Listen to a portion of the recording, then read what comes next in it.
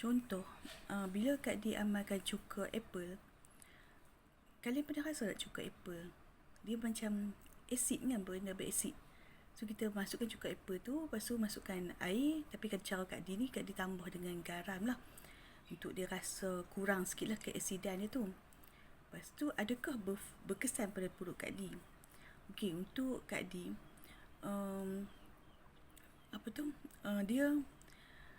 dia okey, cuma bila kita bangun pagi, kita terus amal air kosong kan, lepas tu kita ambil benda tu, sebab dia sambil-sambil kan, dia perlu air kosong kan.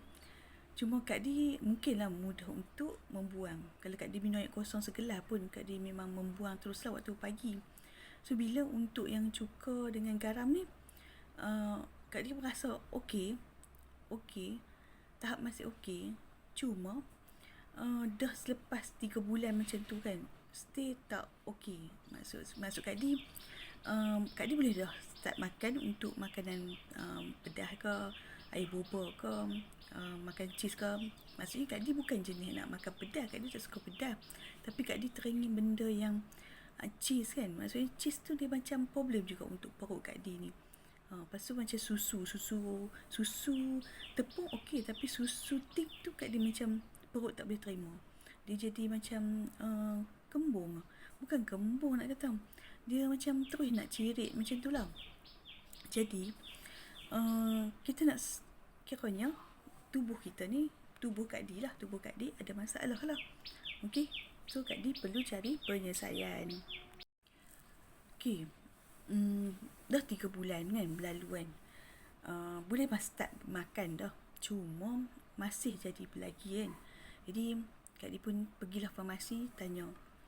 Ada orang dia suruhlah untuk Kak Di buat cara organik dulu. Maksudnya kita cari benda-benda yang tempe ke, yang orang bagi tahu lah, yang mudah-mudah kan. Maksudnya yang kita boleh cari dekat rumah kan. Okey, Kak Di bagi masa 30 hari untuk Kak Di benda tu.